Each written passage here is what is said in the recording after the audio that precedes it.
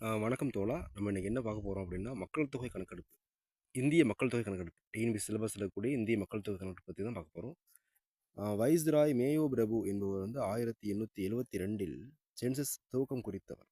அதாவது அவர் தான் first 1972ல census எடுப்பாரு. ஆனா, அத சரியா எடுக்க மாட்டாரு. என்றாலும், முழுமையான அளவீடு மக்கள் தொகை கணக்கெடுப்பு 1881லேயே துவங்கப்பட்டது. 1881லேருந்து தான் முறையானது துவங்குவாங்க. அதிலிருந்து 10 வருஷம் 10 வருஷம்ன்ற அந்த கேப் விட்டு எடுத்துக்கிட்டு இருப்பாங்க.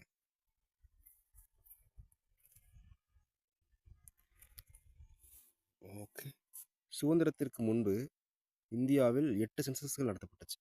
1872, 1881 இது 2 மட்டும் ஞாபகம் வச்சுக்கங்க. இது 2க்கு மட்டும் இடையில கேப் வந்து கம்மியா இருக்கும்.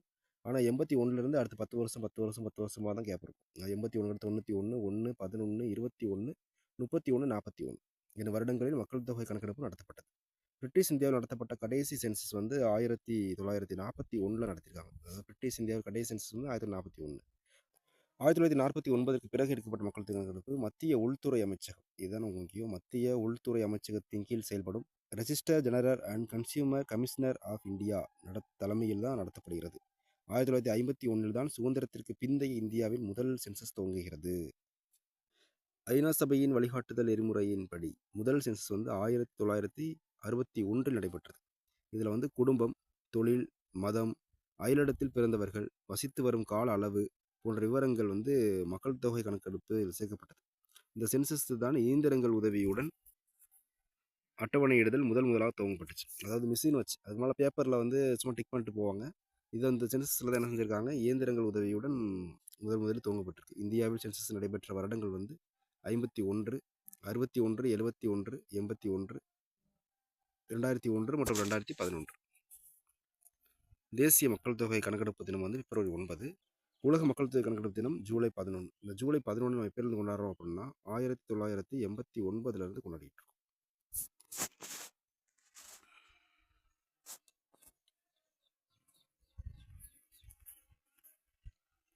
ஜாதிவாரி சென்சஸ் 2021 16வது சென்சஸ் தாமதமானதை பாராளுமன்றத்தில் பல்வேறு கட்சிகள் வந்து ஒன்றிணைந்து ஜாதிவாரி கணக்கெடுப்பு நடத்தப்பட வேண்டும் அப்படின்ற கோரிக்கை எழுப்பியிருக்காங்க. இந்தியாவில் 1931 கடைசியாக ஜாதிவாரி கணக்கெடுப்பு நடத்தப்பட்டுச்சு. மண்டல் கமிஷன் அறிக்கை உட்பட பல்வேறு திட்டங்கள் இந்த சென்சஸ் விவரங்கள் அடிப்படையிலே செயல்படுத்தப்பட்டது. அதாவது மண்டல் கமிஷன் உங்களுக்கு தெரியும். அது மண்டல் கமிஷன் வந்து எப்போ அமைப்பாங்கன்னா 1979 அமைப்பாங்க. பிபி மண்டல் தலைமையில். அவங்க வந்து 11 அளவுகள் வச்சு அந்த இதை குறிப்பாங்க. அதாவது மொத்தம் வந்து நம்ம நாட்டில் வந்து 3743 ஜாதிகள் இருக்கும். ஓகேவா? அதில் வந்து 2108 ஜாதிகள் பிற்படுத்தப்பட்டவர்கள் அப்படின்னு அவங்க சொல்லுவாங்க. அந்த ஜாதிகள் அடிப்படையில் தான் அவங்க வந்து 27% இடஒதுக்கீடு வழங்கணும் அப்படின்னு சொல்லுவாங்க. அந்த 27% இடஒதுக்கீடு வழங்கணும்னு சொல்லுது அவங்க வந்து 1980 சொல்லிடுவாங்க. ஆனால் அது நடைமுறைப்படுத்தப்பட்டது வந்து 1990 தான் வரும். அது 92 தான் வந்து அதை நடைமுறைப்படுத்துவாங்க. கொஸ்டினுக்கு வருவோம்.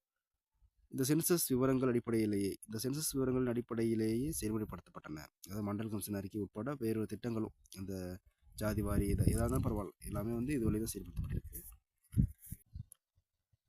1951 முதல் 2011 வரை இந்திய அரசு பட்டியல் பிரிவினர், அதாவது ஷெட்யூல்டு கேஸ்ட் குறித்த கணக்குகள் சேகரித்து வருகின்றது.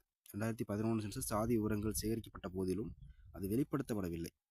பீகார் மாநிலத்தில் நடைபெற்ற ஜாதிவாரி சென்சஸ் அறிக்கையை மாநில அரசு 2023 அக்டோபர் 2ஆம் தேதி வெளியிட்டது. 2011 சென்சஸ் முக்கிய விவரங்கள் பார்க்க போகிறோம். 2011 சென்சஸ் படி இந்திய மக்கள் தொகை வந்து 121.05 கோடி. இதில் வந்து 51.47% வந்து ஆண்களும் 48.53% பேர் பெண்களும் இருக்காங்க. அதாவது நம்மளுடைய பாலின விகிதம் என்னன்னு பார்த்தீங்கன்னா 943. இது வந்து சில இதில் வந்து 950ன்னு கொடுத்துருப்பாங்க, சில இதில் 55ன்னு கொடுத்துருப்பாங்க. ஆனால் உண்மையானது வந்து 943 தான். அதாவது என்ன சொல்கிறாங்கன்னா, ஒரு பெண்ணுக்கு 108 ஆண்கள் இருக்காங்க. அதனால் ஆண்கள் தான் அதிகம். பெண் வந்து ஒரு பெண்ணுக்கு 108 ஆண்கள். அடுத்து பார்ப்போம். மொத்த மக்கள் தொகையில் 68.80% பேர் கிராமவாசிகள், 31% பேர் நகரவாசிகள். 2011 சென்சஸ் அடிப்படையில் உலக மக்கள் தொகையில் 17.50% பேர் இந்தியர்கள். மக்கள் தொகை அதிகமுள்ள மாநிலம் வந்து உத்தரப்பிரதேசம். அதாவது 19,48,12,349 பேர். மக்கள் தொகை மிக குறைவாக உள்ள மாவட்டம் சிக்கிம். 6,10,577 பேர். ஆண் பெண் விகிதம் அதிகம் உள்ள மாநிலம் வந்து கேரளா. ஆண் பெண் விகிதம் அதிகம் உள்ள மாநிலம் வந்து கேரளா. மிக குறைவான மாநிலம் வந்து ஹரியானா. இந்தியாவில் மொத்த எழுத்தறிவு வீதம் வந்து 74.04. இதில் ஆண்கள் அப்படின்றது 83.5%, பெண்கள் அப்படின்றவங்க வந்து 65.5% எழுத்தறிவு பெற்றிருக்காங்க.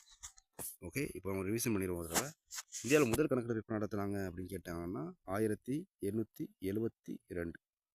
இந்தியாவில் முறைப்படுத்தப்பட்ட முறையான கணக்கெடுப்பு நடத்தினாங்க அப்படின்னா 1881. ஓகே, இயந்திரங்கள் உதவியுடன் முதல் கணக்கெடுப்பு எப்போ நடத்தினாங்க அப்படின்னு கேட்டாங்கன்னா 1961. இதுதான் ஐநா சபையோட அறிவுரைப்படியும் இயந்திரங்கள் முறைப்படியும் எடுக்கப்பட்ட முதல் கணக்கெடுப்பு 1961. மொபைல் செயலி மூலம் எப்போ கணக்கெடுப்பு எடுக்க ஆரம்பித்தாங்க அப்படின்னு கேட்டாங்கன்னா 2021 கணக்கெடுப்பு தான் மொபைல் செயலி பயன்படுத்தப்பட்டது. ஆனால் இது வந்து கொரோனா பேனிக் அட்டாக்குனால முறையாக கணக்கெடுப்பு எடுக்கலை. சில இடங்கள் எடுத்தாங்க. ஆனால் மொபைல் செயலி வச்சு எடுக்க ஆரம்பித்தது 2021.